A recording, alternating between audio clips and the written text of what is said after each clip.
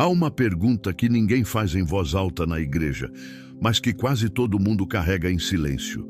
Você conhece alguém que parece não ter saída? Trabalha, ora, frequenta o culto, dá o dízimo, e ainda assim a vida continua pesada, difícil, sem resposta. E do outro lado, você vê alguém que parece viver num fluxo diferente. As coisas se resolvem, as portas abrem. O que parece impossível para um se torna simples para o outro. E você, em algum momento, já se pegou pensando: por que comigo não funciona assim? Não vou fingir que essa pergunta é pequena. Ela não é. E vou dizer mais. Ela não é apenas uma pergunta emocional. Ela é uma pergunta teológica séria que a Bíblia enfrenta com honestidade e que a maioria das pregações evita, porque a resposta exige coragem, tanto de quem prega quanto de quem ouve. Então vamos começar pelo lugar certo, não com uma teoria, com um homem. O profeta Jeremias viveu uma das existências mais dolorosas registradas nas Escrituras. Ele foi chamado por Deus antes de nascer. Isso está escrito em Jeremias 1:5. Recebeu uma missão clara, obedeceu, pregou, chorou, intercedeu. E o resultado? Foi preso. Foi jogado numa cisterna de lama, foi ridicularizado pela sua própria geração. O templo que ele amava foi destruído. O povo que ele advertiu foi levado cativo. E num momento de ruptura visceral, ele escreveu em Jeremias 20:14, uma das frases mais perturbadoras de toda a Bíblia: maldito seja o dia em que nasci. Isso é um profeta de Deus, um homem cheio do Espírito, um servo fiel. E ele disse isso. Então o que está acontecendo aqui? Se bênção fosse apenas recompensa imediata por obediência, Jeremias teria vivido como rei. Mas ele não viveu. E isso já desfaz a primeira mentira que muitos de nós abraçamos sem perceber. A ideia de que bênção é sinônimo de conforto e sofrimento é sinal de pecado ou de falta de fé. Essa equação é falsa e é perigosa.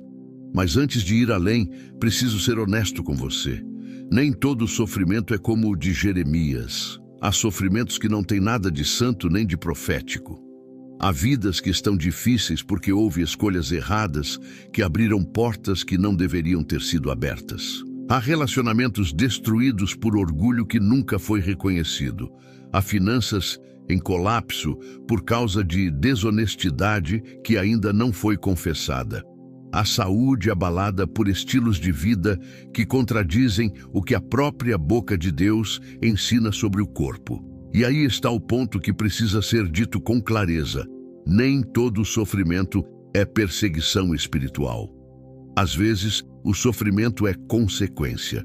E confundir consequência com perseguição é um dos maiores obstáculos à transformação real na vida de uma pessoa. Pense em Adão e Eva. Depois da queda, Deus não os destruiu, mas a terra mudou. O trabalho ficou pesado, o parto ficou doloroso.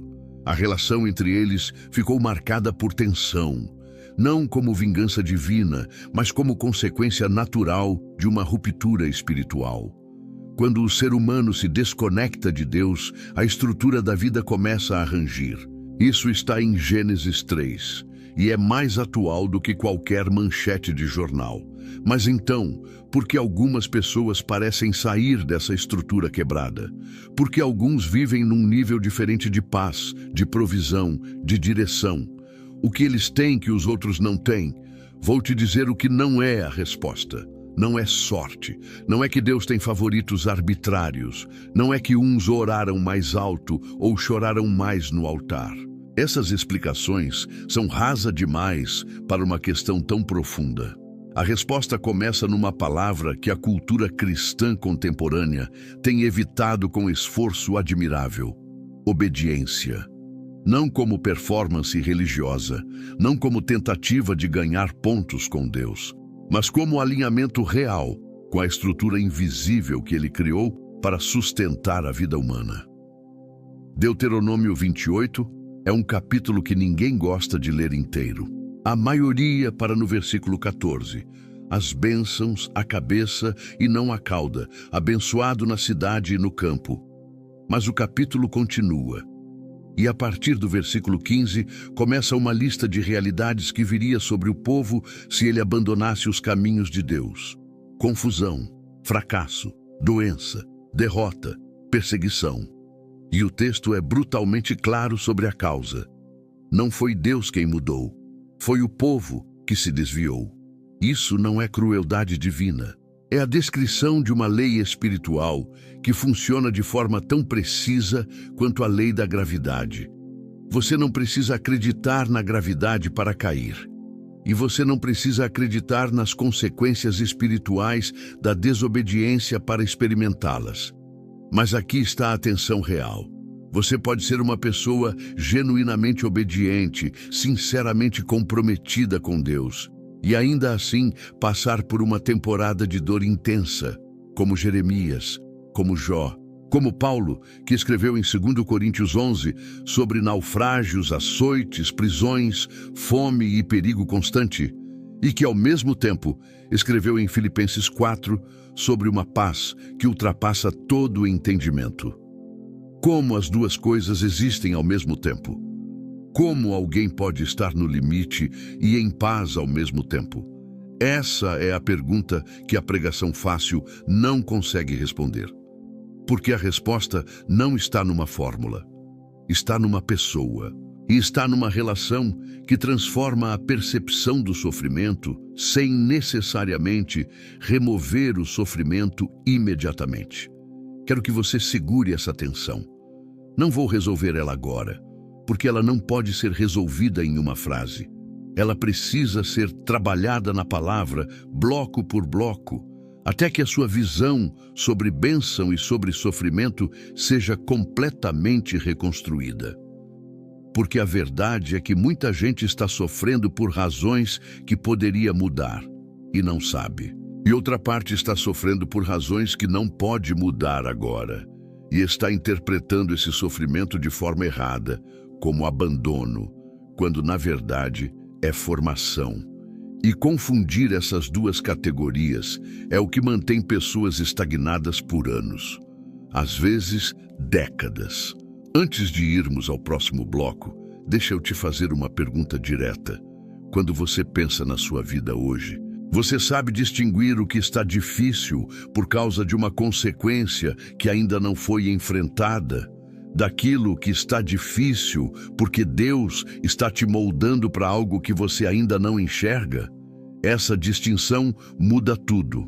Muda a oração, muda a postura, muda o que você vai fazer amanhã de manhã quando acordar. E é exatamente isso que vamos começar a desdobrar agora. Existe um momento na vida de Jó que quase ninguém menciona. Não é quando ele perde os filhos, não é quando perde a saúde, é quando os amigos chegam. Elifaz, Bildade e Zofar, 3 homens religiosos experientes, respeitados, sentam ao lado de Jó e ficam em silêncio por 7 dias. Isso está em Jó 2:13.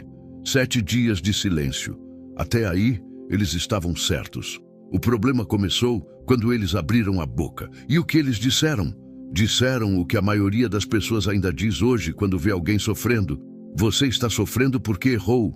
Deus é justo. Se você está assim, é porque há algo escondido. Confesse, reconheça, se arrependa. E tudo vai mudar. Parece piedoso, parece bíblico, mas Deus disse ao final do livro, em Jó 42:7, que eles falaram o que era errado sobre ele. Não parcialmente errado, errado. O que significa que há uma forma de usar a teologia corretamente, sobre pecado, sobre consequência, sobre arrependimento, e ainda assim aplicá-la de forma completamente equivocada numa vida real. E isso é mais comum do que a gente imagina. Há pessoas que estão carregando o peso de uma acusação teológica que não é verdadeira sobre elas. Ouviram que estão sofrendo porque têm pouca fé, que estão doentes porque não confessaram algo, que estão pobres porque não deram suficiente. Internalizaram essa acusação como se fosse a voz de Deus, quando na verdade é a voz dos amigos de Jó, repetida com microfone e música ao fundo. Mas, e isso precisa ser dito com igual peso, há também o outro lado. Há pessoas que usam a história de Jó como escudo para nunca examinar a própria vida, que respondem a qualquer confronto espiritual com "eu sou como Jó, estou sendo provado", quando na verdade há padrões concretos de pecado não confrontado que estão destruindo silenciosamente tudo ao redor. Então, como você sabe de qual lado você está? A resposta não está na intensidade do sofrimento, não está na duração, não está no quanto você ora ou no quanto você chora. Está na disposição honesta de deixar a palavra de Deus te examinar, não para te condenar, mas para te iluminar. O Salmo 139 termina com uma oração que é talvez uma das mais corajosas da Bíblia. Sonda-me, ó Deus, e conhece o meu coração. Prova-me e conhece os meus pensamentos. Vê se há em mim algum caminho mau e guia-me pelo caminho eterno. David não estava pedindo aprovação, estava pedindo para ser examinado. Estava dizendo: se há algo em mim que está produzindo destruição, quero saber. Essa é uma postura que muito poucos cristãos adotam de verdade, porque examinar-se é desconfortável, porque pode revelar coisas que a gente preferia não ver. Porque o coração humano tem uma capacidade extraordinária de se justificar. E a Bíblia fala exatamente isso em Jeremias 17:9. Enganoso é o coração, mais do que todas as coisas, e desesperadamente corrupto. Quem o conhecerá? Quem o conhecerá? Só Deus. E é por isso que a oração do Salmo 139 é tão necessária, porque você não pode confiar apenas na sua própria percepção sobre a sua vida. Você precisa de uma luz maior do que a sua. E essa é a primeira separação real entre as pessoas que vivem num nível de bênção consistente e as que parecem presas num ciclo que não muda. As primeiras desenvolveram a capacidade de serem examinadas, de ouvir a palavra sem defender a si mesmas, de sentar diante de Deus com as mãos abertas, sem argumentos. Isso não é fraqueza, é a forma mais avançada de maturidade espiritual que existe. Pense em como Abraão ouviu Deus quando foi chamado a sair de Ur. O texto de Hebreus 11:8 diz que ele saiu sem saber para onde ia. Não tinha mapa, não tinha garantia de conforto, não tinha como calcular o risco. O que ele tinha era uma palavra e a disposição de obedecer antes de entender. E aí está o padrão que a Bíblia repete de forma consistente. Bênção não começa com circunstância favorável. Começa com disposição de ouvir e mover. A bênção sobre Abraão não foi o ponto de partida. Foi o ponto de chegada de uma vida que escolheu alinhar-se com a voz de Deus, mesmo quando essa voz pedia coisas que não faziam sentido imediato. Você já parou para pensar quantas vezes Deus falou com você sobre algo específico? E você ficou parado esperando mais clareza, mais conforto, mais confirmação. Enquanto a bênção estava do outro lado exatamente daquele passo que você estava adiando. Essa não é uma pergunta retórica para te culpar. É uma pergunta honesta, porque eu sei que o medo de errar paralisa muita gente genuinamente comprometida com Deus. Mas há uma diferença entre prudência e paralisia, e com o tempo, quando a gente não age sobre o que Deus fala, o coração começa a endurecer, não de uma vez, aos poucos, até que a voz que antes era clara começa a parecer distante. Hebreus 3:15 cita uma advertência do Salmo 95. Hoje, se ouvirdes a sua voz, não endureçais os vossos corações. A palavra hoje é intencional, não amanhã, não depois de resolver aquela situação, não quando as condições estiverem melhores. Hoje, porque o coração endurecido não grita, ele silencia. E quando você percebe que não está mais sendo movido pela palavra, que o culto virou rotina, que a oração virou obrigação, esse é o sinal de que algo precisa ser quebrado antes que você perca mais do que já perdeu. Tem pessoas que estão sofrendo há anos sem perceber que o problema não é espiritual no sentido de guerra ou de prova. O problema é que houve um ponto, às vezes há muito tempo, onde Deus disse algo claro e a resposta foi silêncio. E a vida foi construída ao redor desse silêncio. E agora tudo pesa. Não porque Deus abandonou, mas porque houve uma ruptura de alinhamento que nunca foi reparada. A boa notícia, e ela precisa ser dita com a mesma força, é que essa ruptura pode ser reparada, que a misericórdia de Deus não tem prazo de validade, que o mesmo Deus que disse hoje para os hebreus no deserto está dizendo hoje para você agora. Mas a reparação exige honestidade. Exige que você pare de culpar circunstâncias, outras pessoas ou até o próprio diabo e faça a pergunta que o Salmo 139 ensina. Deus, há algo em mim que está produzindo isso? Não com autopunição, não com vergonha paralisante, mas com a confiança de que Deus ilumina para restaurar, não para destruir. Há um momento no Evangelho de João, no capítulo 5, que precisa ser lido com muito cuidado. Jesus chega à piscina de Betesda. Ali estão multidões de enfermos, cegos, aleijados, paralíticos. E o texto diz que Jesus viu um homem que estava deitado há 38 anos. 38 anos esperando pela cura, pelo movimento da água, pela mão de alguém que o ajudasse a entrar. E Jesus faz uma pergunta que, à primeira vista, parece estranha. Queres ficar são? Por que Jesus perguntaria isso? O homem está ali há 38 anos. A resposta óbvia seria sim, mas Jesus não faz perguntas óbvias. Ele faz perguntas necessárias. Porque há pessoas que estão tão acostumadas à sua condição que a cura se tornou uma ideia abstrata. Algo que falam que querem, mas que no fundo temem, porque a cura mudaria tudo. Exigiria responsabilidade, exigiria mover-se, exigiria viver de forma diferente. E a resposta do homem é reveladora. Ele não diz sim ou não, ele explica: Senhor, não tenho quem me coloque na piscina. Ele desvia, ele descreve o obstáculo, ele fala da falta de recurso humano. E perceba, Jesus não discute com ele. Não responde ao obstáculo, diz apenas: levanta-te, toma o teu leito e anda. A cura de Betesda não foi pela água, não foi pelo método que o homem esperava. Foi por uma palavra direta de Jesus que cortou 38 anos de espera e convocou o homem a agir antes de sentir-se curado.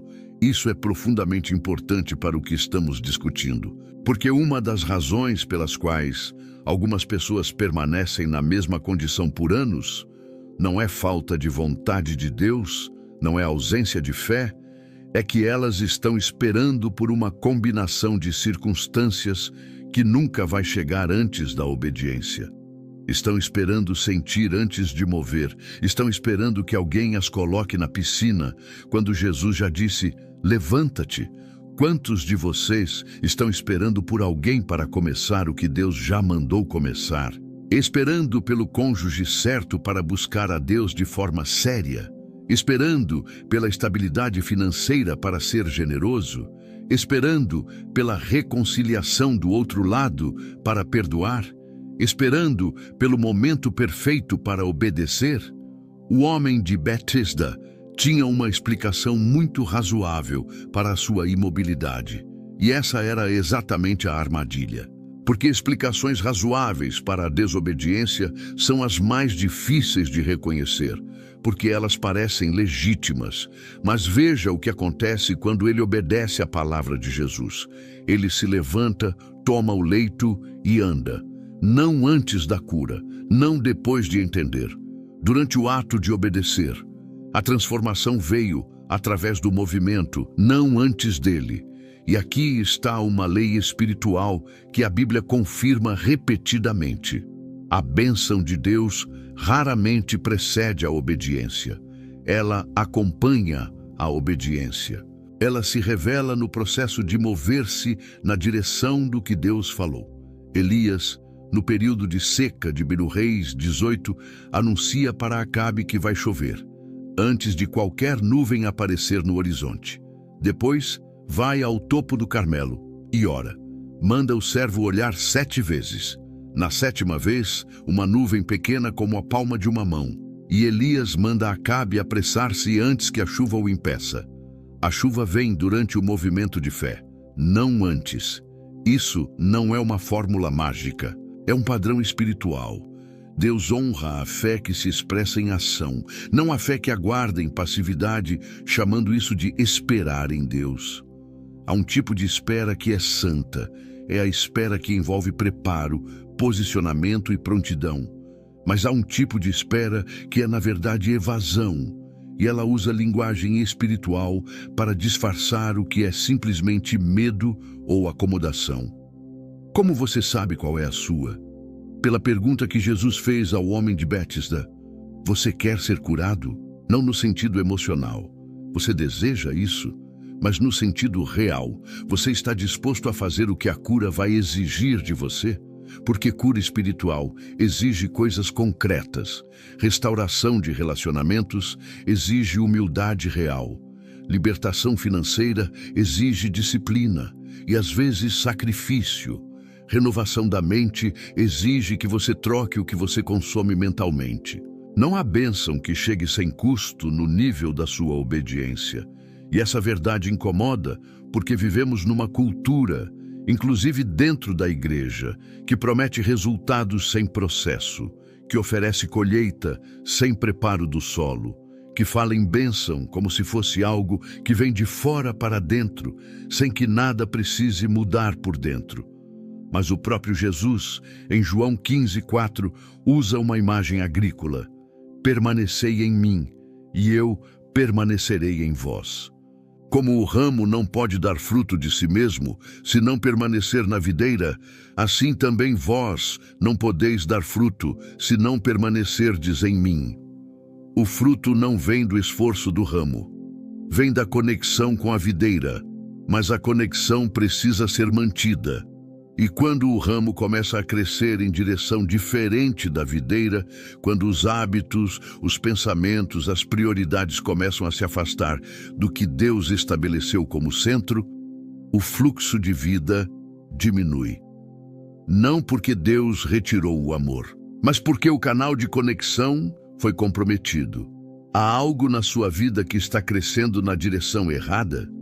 Não estou falando necessariamente de pecado óbvio. Estou falando de prioridades invertidas, de relacionamentos que estão ocupando o espaço que deveria ser de Deus, de ambições que são legítimas em si mesmas, mas que tomaram um lugar que não é delas, porque o resultado de uma vida desconectada da videira não é explosivo, é gradual, é uma lentidão que vai se instalando, uma oração que vai perdendo calor, uma palavra que vai ficando distante.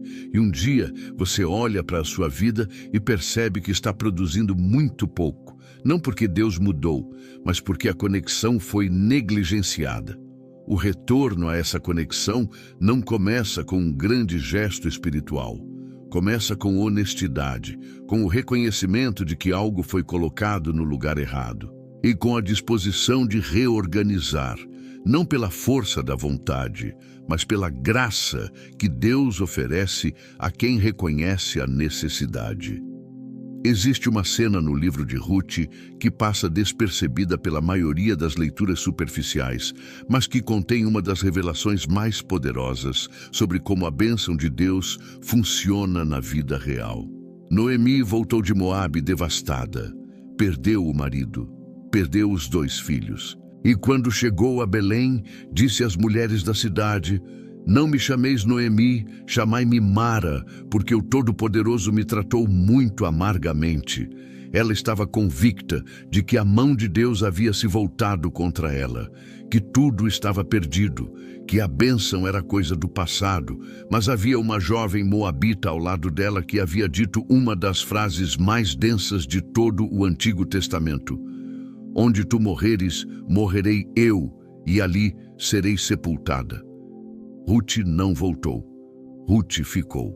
Não porque a situação fosse favorável, era tudo menos favorável, mas porque havia algo nela que escolheu lealdade acima de conveniência, fidelidade acima de cálculo. E foi exatamente essa mulher que acabou entrando na linhagem de Davi, e da linhagem de Davi, da linhagem do próprio Messias. Então me diga, quem estava sendo abençoada naquela história? Orpá, que voltou para seus deuses e sua segurança, ou Ruth, que escolheu fidelidade no meio da perda? A resposta parece óbvia agora, porque conhecemos o final. Mas no momento em que as duas mulheres estavam na estrada com Noemi, Ruth parecia estar escolhendo a pior opção. Ir para uma terra estrangeira, sem marido, sem recurso, sem status. Orpá parecia estar sendo sábia, voltando para onde conhecia, para onde havia proteção, para onde havia futuro calculável. Isso é o que o sofrimento faz quando é mal compreendido. Ele inverte a aparência das escolhas. O caminho de fé parece o mais arriscado. O caminho de obediência parece o mais incerto. E o caminho de recuo parece o mais prudente. Mas Deus vê o que os olhos humanos não enxergam. E Ele honra a fidelidade que ninguém mais está vendo. Você está numa situação onde parece que a escolha de fé é a escolha mais arriscada? Onde permanecer fiel custa mais do que recuar? Onde obedecer parece insensato para qualquer pessoa ao redor? Esse é exatamente o tipo de situação onde a história de Ruth precisa ser lembrada. Porque ela não tinha como ver o final. Ela não sabia que haveria um Boaz, não sabia que o grão que ela foi catar nos campos seria o início de uma virada que mudaria não apenas a sua vida, mas a história da redenção. Ela foi catar grãos, ato simples, humilde, sem glamour. O tipo de coisa que as pregações sobre bênção raramente mencionam, porque não tem apelo emocional. Mas foi ali, na simplicidade da obediência cotidiana, que o favor de Deus começou a se manifestar concretamente. E isso aponta para algo que precisa ser dito diretamente. Muitas vezes a bênção de Deus não começa com um milagre espetacular. Começa com a disposição de fazer o que está diante de você com fidelidade, no lugar onde você está, sem reclamar, sem comparar, sem diminuir o momento porque ele não tem o tamanho que você esperava. Provérbios 13:4 diz que a alma do diligente ficará farta.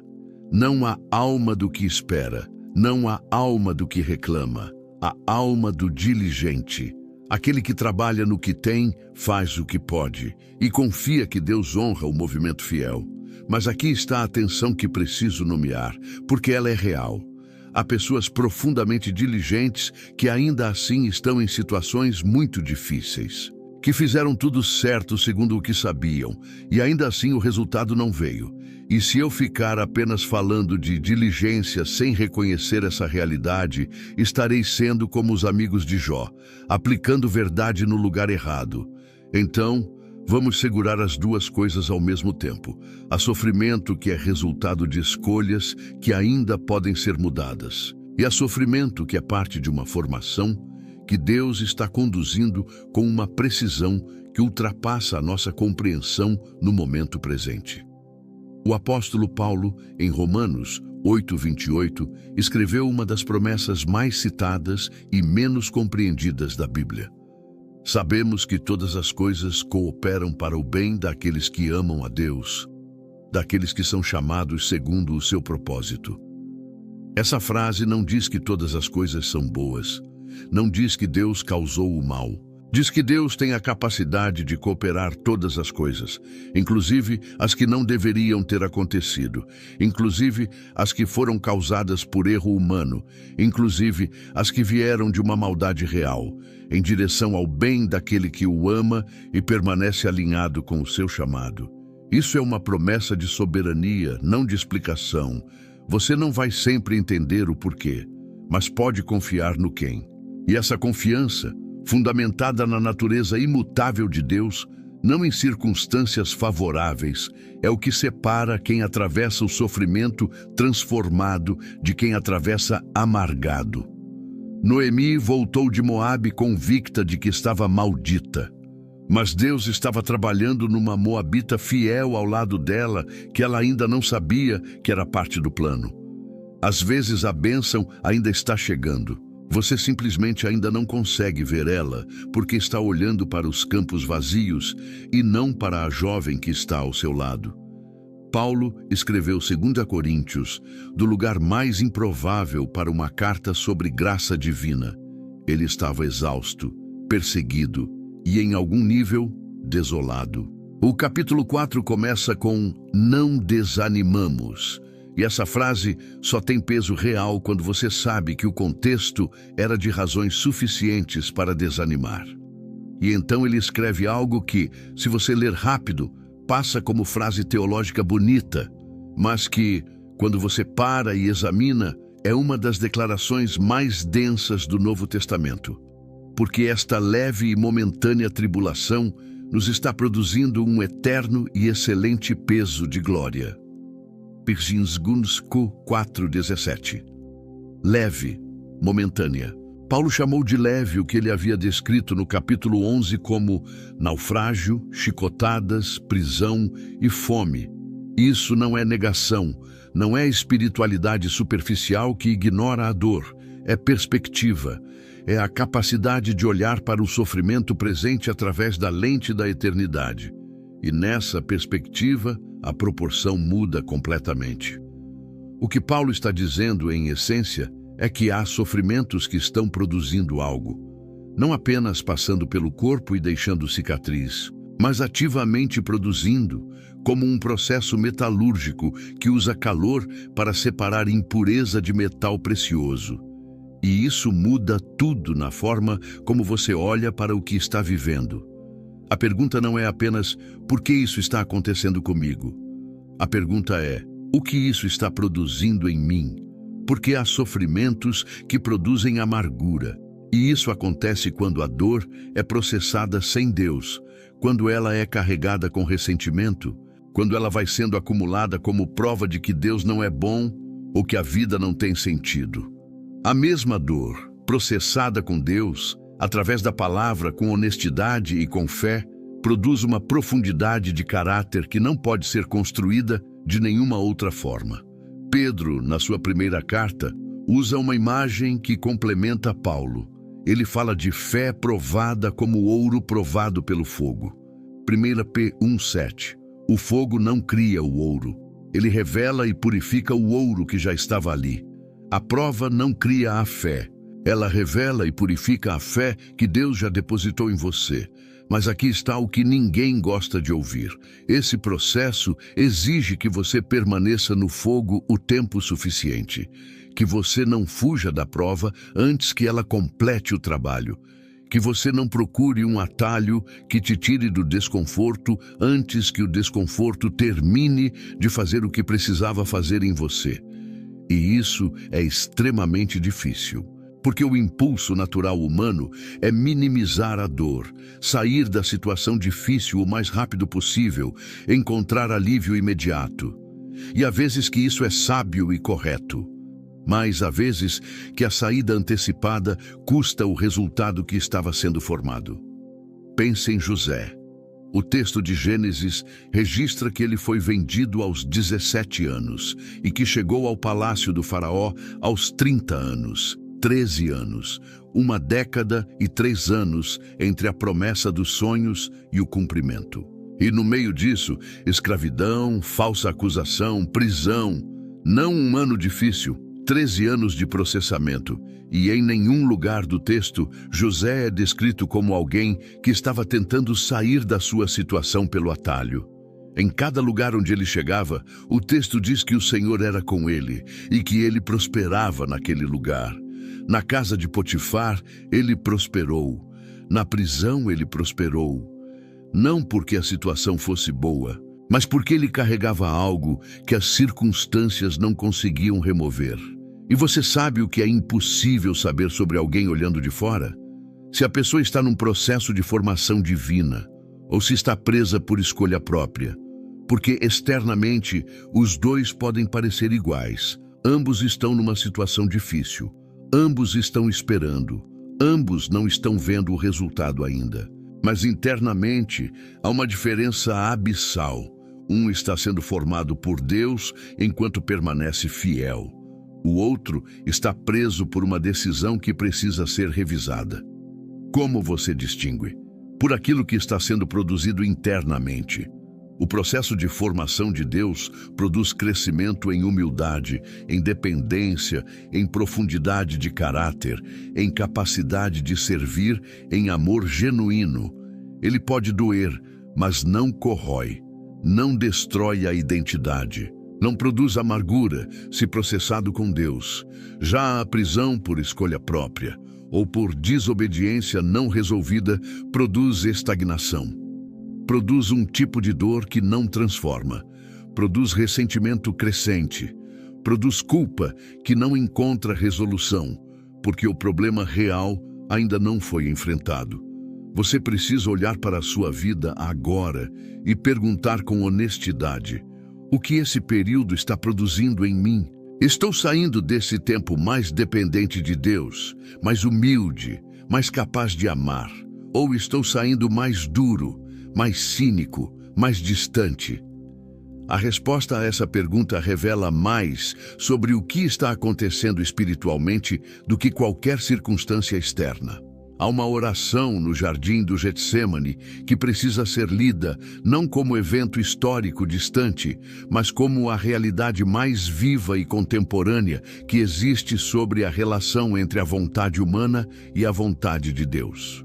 Jesus, o Filho de Deus, com plena consciência do que estava por vir, caiu com o rosto em terra e disse: Meu Pai, se possível, passe de mim este cálice. Todavia, não seja como eu quero, mas como tu queres. Mateus 26:39.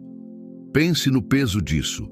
O próprio Jesus, que tinha toda a autoridade no céu e na terra, não removeu o sofrimento à sua frente.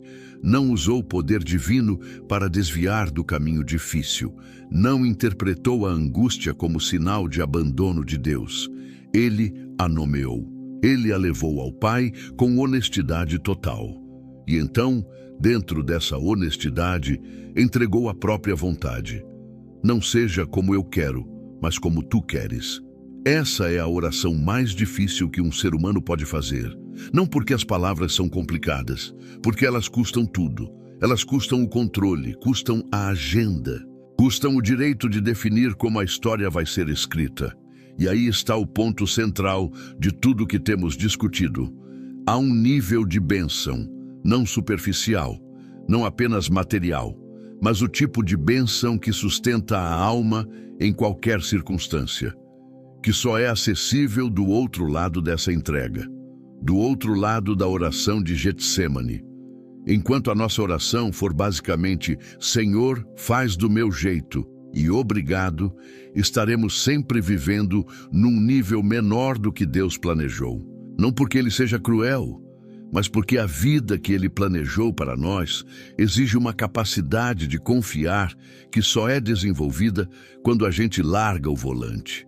E eu sei que isso soa simples demais para quem está num sofrimento real, para quem está esperando por resultado há anos, para quem orou, jejuou e ainda não viu. Eu não estou minimizando isso. Estou dizendo que o caminho através disso, não o atalho ao redor disso, mas o caminho através, exige exatamente essa oração. Porque o oposto da oração de Getsêmani é uma oração que, quando não respondida como esperado, produz revolta. Produz a sensação de que Deus falhou, de que a fé não funcionou, de que o Evangelho é mentira. Essa ruptura, que leva tantas pessoas a abandonar a fé nos momentos mais difíceis, começa quando a nossa expectativa sobre Deus é baseada em resultado e não em caráter. Mas quando a fé está ancorada no caráter de Deus, na sua bondade que é real independente de circunstância, na sua fidelidade que não oscila com as nossas emoções, na sua soberania que opera em dimensões que nossa mente não alcança, então o sofrimento não destrói a fé, ele a aprofunda. Abacuque, um profeta que viveu num dos períodos mais sombrios da história de Israel, escreveu no capítulo 3 uma declaração que é, talvez, o exemplo mais puro de fé genuína em toda a Escritura. Ainda que a figueira não floresça, nem haja fruto na videira, ainda que o produto da oliveira falhe e os campos não produzam alimento, ainda que o rebanho desapareça do aprisco e não haja gado nos currais, ainda assim me alegrarei no Senhor, me regozijarei no Deus da minha salvação. Leia isso de novo. Ele não está dizendo que tudo vai melhorar, não está dizendo que a bênção está chegando. Está dizendo que mesmo que não venha, mesmo que a figueira não floresça, mesmo que o campo produza zero, a sua alegria não está presa à colheita. Isso é libertação, não é negação da realidade. É a libertação de ser escravo da circunstância como fonte de esperança. E você percebe que uma pessoa que vive nesse nível não pode ser derrotada pelas mesmas coisas que derrotam quem vive dependente de resultado? Porque a fonte dela é diferente. A raiz dela está num lugar que seca não alcança. Mas esse nível não é conquistado de uma vez. É construído. É o resultado de temporadas de prova onde a pessoa escolheu, com custo, confiar em Deus quando os sinais externos apontavam para abandono. É o resultado de noites de oração sem resposta imediata, onde a pessoa permaneceu. De situações onde a lógica mandava desistir e a fé mandava ficar. Você está nesse tipo de situação agora? Onde todos os sinais externos dizem que não vai dar certo, que Deus não está respondendo, que talvez valha mais a pena recuar. Esse pode ser o momento mais importante da sua história espiritual. Não porque vai ser resolvido amanhã, mas porque o que você decidir fazer com esse momento, se vai processar com Deus ou se vai processar em amargura, vai definir quem você vai ser pelos próximos anos. E Deus, que conhece o fim desde o princípio, já sabe o que esse processo está produzindo em você. Ele não está surpreso com a sua situação, não está distante da sua dor. Ele estava no jardim com Jesus. Ele está onde você está agora. A questão é, você vai orar a oração de Getsêmani. Chegamos ao fim, mas não há uma conclusão fácil, porque o que foi dito nestas horas não admite simplificação. Não pode ser reduzido a 3 passos. Não pode ser embalado numa promessa que faz a dor sumir. O que pode ser dito, com toda a autoridade da palavra de Deus, é o seguinte: você não está aqui por acidente. A sua vida, com tudo que ela contém de dor e de esperança, de fracasso e de fé, de perguntas sem resposta e de certezas inabaláveis, essa vida está nas mãos de um Deus que é absolutamente bom e absolutamente soberano. E essas duas coisas juntas mudam tudo. Se ele fosse apenas bom, mas não soberano, você teria motivo para amar a Deus, mas razão para temer o futuro. Se fosse apenas soberano, mas não bom, você teria motivo para temê-lo, mas nenhuma razão para confiar. Mas ele é as duas coisas ao mesmo tempo, de forma perfeita, sem contradição. E é isso que faz da fé cristã não um otimismo ingênuo, mas uma ancoragem real. Então agora, diante de tudo que foi exposto, preciso te fazer uma pergunta final.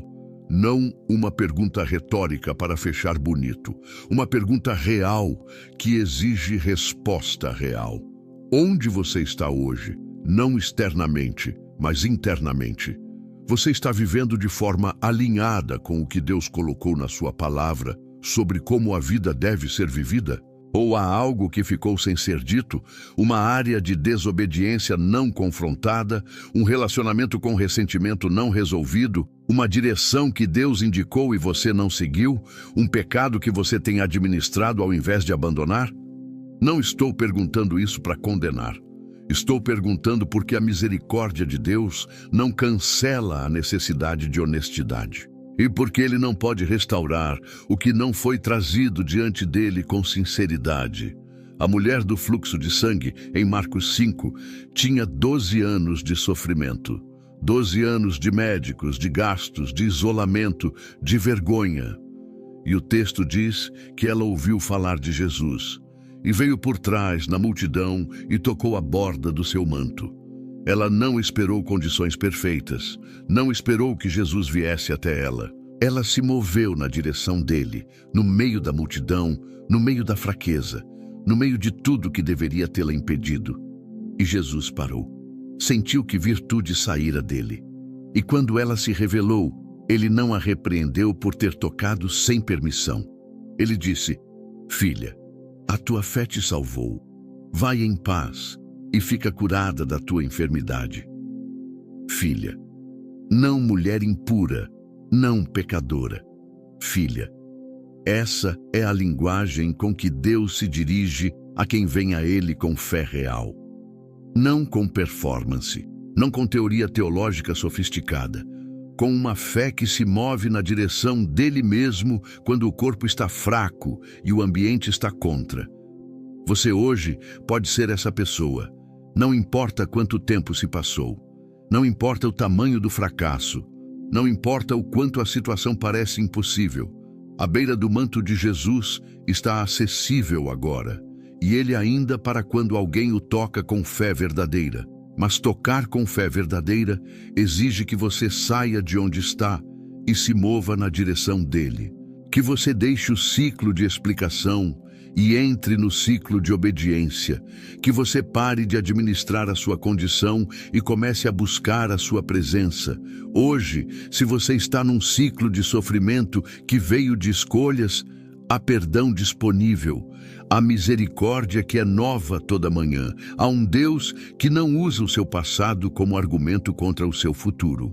Mas Ele espera que você chegue a Ele com honestidade, não com performance, não com justificativa, mas com honestidade.